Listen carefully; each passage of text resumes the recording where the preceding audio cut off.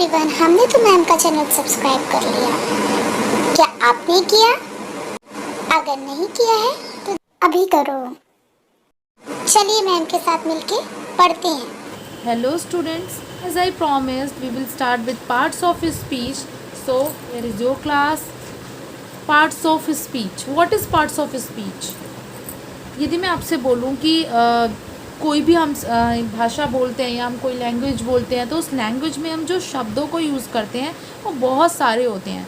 उन शब्दों को याद रखने के लिए या उनको प्रयोग करने के लिए हमको उनको कई भागों में बांटना पड़ता है। सो in English language there are 8 kinds of words that are divided into 8 parts and these are called the parts of speech. ये सारे शब्द जिनको हम 8 भागों में इंग्लिश के बांट लेते हैं वो कहलाते हैं parts of speech. There are 8 kinds of parts of speech. Number 1 noun, number 2 pronoun, number 3 verb, number 3 adjective, number 5 adverb, number 6 preposition, number 7 conjunction and number 8 and last is interjection. First of all we will understand about the noun. What is noun? In a simplest way all naming words, जितने भी दुनिया में नाम वाले शब्द हैं वो सारे के सारे नाउन कहलाते हैं. And pronoun words used in place of noun, वो शब्द जो हम नाउन की जगह यूज़ करते हैं. अगर मैं आपको बोलूं कि मैं जितने भी नाम हैं जैसे राम या आपका भी कोई नाम, ये सब के सब नाउन है. लेकिन इन किस जगह, अगर मैं सेंटेंस को लिखती हूँ ही शी तो ये नाउन की जगह यूज़ हो रहे हैं. अगर मैं बोल रही हूँ sentence Ram is a good boy, आगे बोलना बताना चाह रही हूँ he is a good student also, तो यहाँ पे मैंने दोबारा नाम नहीं बोला. बार बार राम राम राम बोलूँगी सेंटेंस में तो इट नॉट लुक गुड. तो जब मैं राम के लिए आगे से यूज़ कर रही हूँ तो नाम की जगह राम के मैं यूज़ कर रही हूँ ही. तो अगर मैंने बोला ही इज़ अ स्टूडेंट तो यहाँ जो ही आ रहा है वो एक प्रोनाउन है. Now next verb.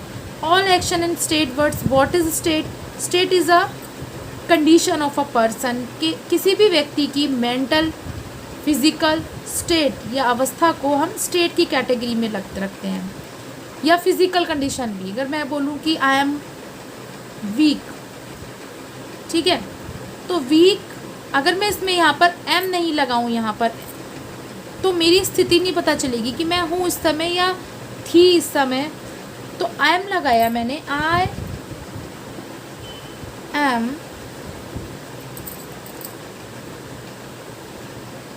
स्टूडेंट. यहाँ एम जो है ना ये वर्ब है. या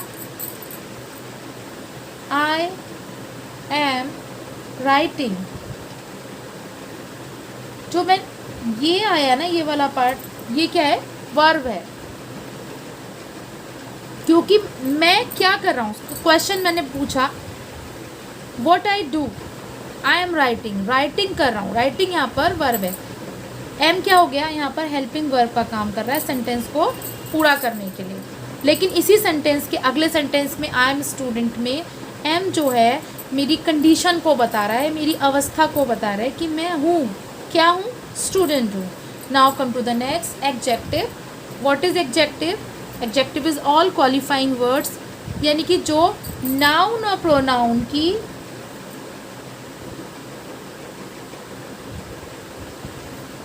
क्वालिटी के बारे में बताएं कि नाउन कैसा है या प्रोनाउन कैसा है. जैसे मैंने बोला कि आई हैव गुड नॉलेज, तो आई आपको पता है कि प्रोनाउन हो गया क्योंकि मैं अपने नाम की जगह यहाँ यूज़ कर रही हूँ आई. हैव यहाँ पर क्या हो गया? वर्ब हो गया. गुड क्या है मैं भी बताऊँगी आपको. नॉलेज क्या है? नॉलेज क्या है? एक नाउन वो है. कैसा नाउन है? एब्स्ट्रैक्ट नाउन है. ये भी हम जब पढ़ेंगे तो आपको क्लियर पता चल जाएगा कि नाउन के भी कैसे काइंड होते हैं. तो जो गुड है वो गुड क्या है? नॉलेज के बारे में बता रहा है कि मुझे कैसी नॉलेज है, नाउन कैसा है, यानी कि नाउन गुड है, मतलब नॉलेज कैसी है, गुड है। तो गुड क्या हो गया, ये एक एडजेक्टिव वर्ड हो गया। ऐसे ही कोई भी कलर हो गया, काउंटिंग वाले वर्ड्स हो गए, ये सब के सब एडजेक्टिव में आते हैं। हम इन सबको भी अभी बिल्कुल शॉर्ट में पढ़ रहे हैं, ब्रीफली पढ़ रहे हैं। हम इन सबको अलग अलग तरीके से और इनको कैसे सेंटेंस में यूज़ करते हैं, इन सबको भी पढ़ेंगे। So keep patience. Adverb, what is adverb? Here आप देख ही रहे हो कि एडवर्ब वर्ड जो है उसमें दो वर्ड अपने आप आपको लग रहे होंगे कि आ रहा है, एडजेक्टिव और वर्ब। हम जैसे एडजेक्टिव में पढ़ रहे थे कि नाउन और प्रोनाउन की क्वालिफाइंग कर रहा है या मॉडिफाई कर रहा है ये वर्ड एडजेक्टिव, लेकिन यहाँ पर खुद पता चल रहा है कि एडवर्ब जो होते हैं वो एडजेक्टिव और वर्ब को मॉडिफाइंग करते हैं, यानी कि वो बताते हैं कि वर्ब कैसे हो रही है, ये एडजेक्टिव कैसे है। अगर मैं सेंटेंस बोलूँ आपको या बताऊँ कि we are learning English properly, तो यहाँ वी क्या है, प्रोनाउन है, आर क्या है, वर्ब है, लर्निंग ये हमारा हेल्पिंग वर्ब हो गया और लर्निंग हमारा मेन वर्ब हो गया। इंग्लिश क्या है, इंग्लिश हमारा ऑब्जेक्ट है, लेकिन ये एक नाउन भी है। अब जैसे मैंने आपको बताया कि हम क्वेश्चन पूछेंगे अपने आप से कि वर्ब कैसे हो रही है, मतलब कि हम जो काम कर रहे हैं सेंटेंस में वो कैसे हो रहा है।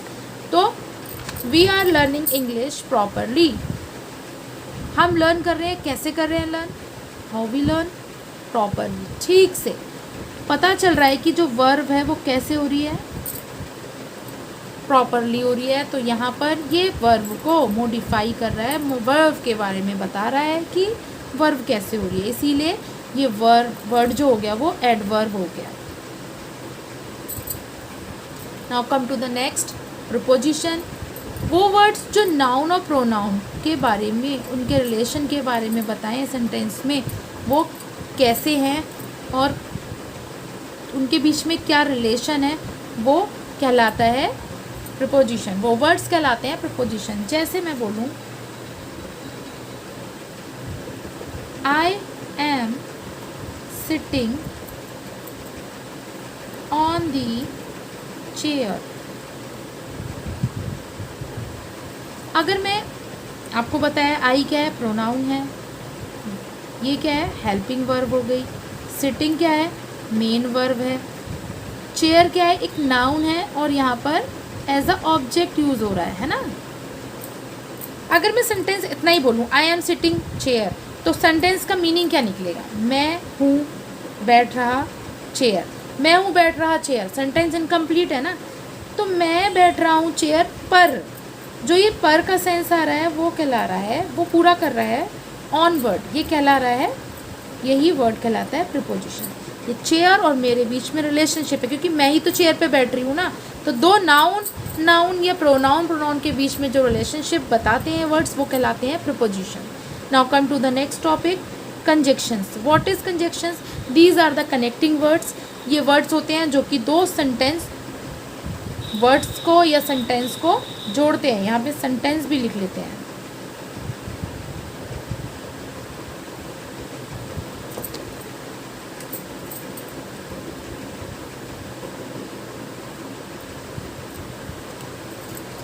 ओके तो जैसे अगर मैं बोलूँ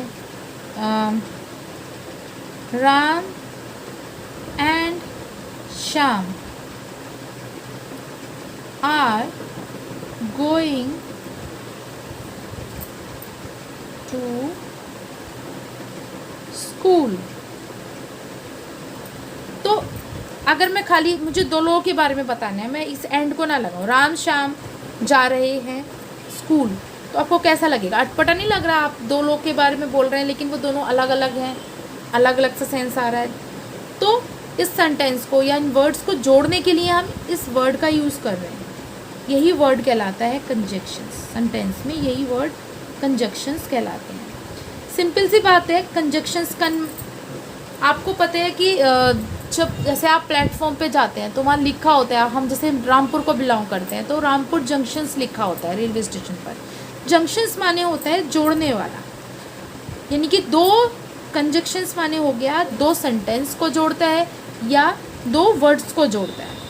ठीक है, अब आते हैं इंटरजेक्शंस। इंटरजेक्शंस वर्ड्स वो होते हैं जो हमारी सडन फीलिंग्स को दिखाते हैं। सडन फीलिंग्स क्या होती है, जो कि आप जब बोलते हैं पर आप उनको फील कर सकते हैं बट आप टच नहीं कर सकते, लेकिन हम उनके लिए बहुत सारे सेंटेंस में बोलते हुए हमारी फ्लो में पता चल जाता है, हमारी खुशी, हमारा दुख, ये हमारे सेंटेंस से पता चलता है। और उसके लिए कुछ वर्ड्स भी यूज़ करते हैं, जैसे अगर मैं बोलूँ हुर्रे,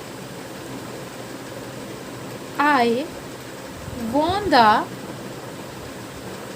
मैच, हुर्रे मैं मैच जीत गई, है ना।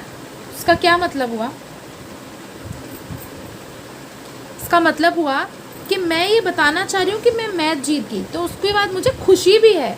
तो ये जो वर्ड मैंने यूज़ किया है ना, हुर्रे, ये वर्ड इंटरजेक्शंस वर्ड्स होते हैं जो कि हमारी सडन फीलिंग्स को दिखाते हैं। हमारे अचानक से हमें कोई चीज़ मिलती है तो जो हम वर्ड यूज़ करते हैं वो हमारी सडन फीलिंग वाले वर्ड्स होते हैं और वो इंटरजेक्शंस कहलाते हैं।